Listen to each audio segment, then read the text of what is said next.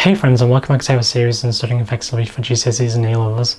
So before looking at ways to implement active recall and spaced repetition, I will briefly mention another learning technique called interleaving. Before we begin, do bear in mind that much of the research into this technique has gone into using it with math and science, and not so much for the humanities. As always, timestamps will be in the description down below, so do check those out during the video.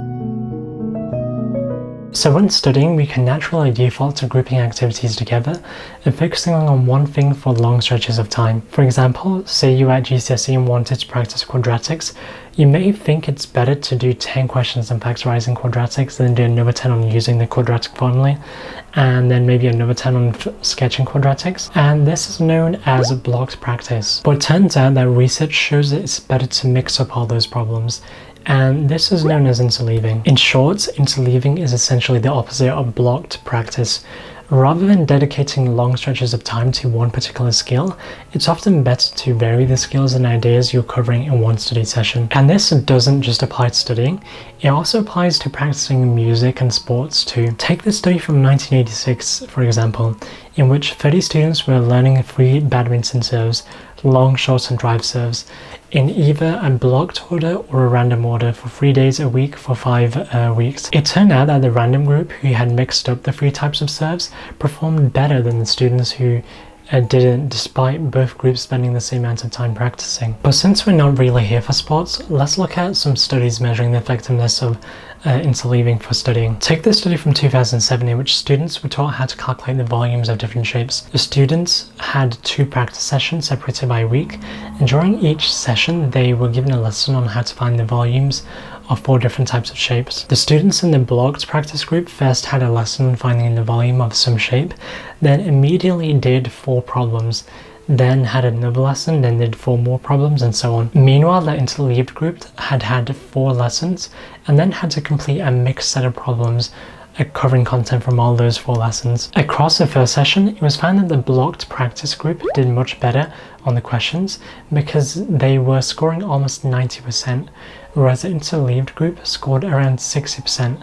But then, in a test conducted a week later with new and unfamiliar problems, the interleaved group again scored about 60%, but the blocked group's performance dropped to about 20%, which means that the interleaved group outperformed the blocked group by almost 40%. And looking at the results, the researchers thought the reason that the interleaved group did better was because interleaved practice allowed the students to better discriminate between different types of problems, so were more likely to use the correct method in each one. And this makes sense if you think about it.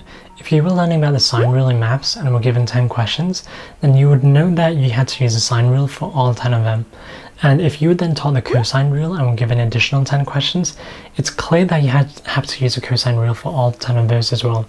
But if you were taught both and were given a mix of questions, then it requires some more thinking for you to figure out when to use which rule, and this can help aid your understanding. Also, by mixing up problems, you're using active recall more often.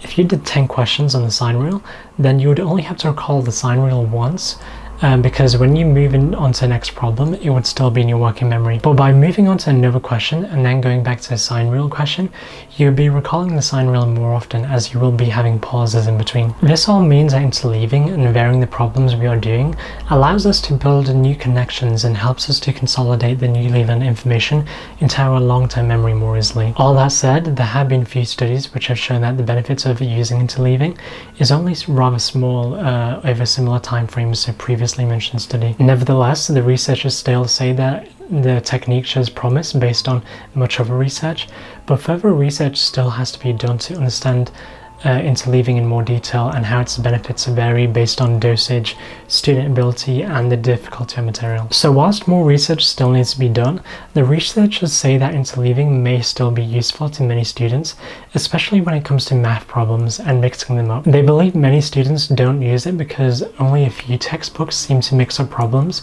with ones which have been covered earlier. Also, when you learn about a topic in class, you're often given a set of problems which use that topic, because the hope that many teachers have is that if you repeat something enough times, then it will stick. which, as we've established, is not always true. Personally, I think that interleaving is the best suited to math and science problems, but I enjoyed using it for other subjects as well, because it did make revision a bit more interesting as you're doing a few more topics in one study session rather than focusing on a single topic. The question then becomes, how should we best incorporate interleaving? And whilst much further research has to be done to fully understand it, I think that we can still use the existing research to make some small changes to how we study. Rather than mindlessly and repeatedly practicing a single topic or skill, it can be helpful to mix up with other topics and skills, which can help train you to recognize a problem type and determine the best approach for that type of problem. For example, say you were learning about integration by parts during A-level. Rather than doing 10 questions all in integration by parts, it can be helpful to mix up those problems with normal integration and integration by substitution, and gradually doing these problems will add to your understanding and help you realize when to use which method of integration. Or if you were self-teaching yourself a few topics, after learning one topic, it can be helpful to practice 1 or 2 problems on that topic to make sure you understand it. And after learning the next topic, you can attempt a problem or 2 on the next topic as well as 1 or 2 problems from the first topic that you just learned about to interleave all these problems together. So interleaving problems on the current topic with problems covered in the previous topics can not only make sure your revision is more interesting, but also improve your ability to distinguish between different types of problems. But do remember that doing past papers is also an excellent way to do this. They also give you a chance to train your ability to distinguish between different ideas and topics, so you can pick out the one which is most relevant for the question at hand. For me personally, I found interleaving to be most effective when doing challenging maths and physics problems at A-level.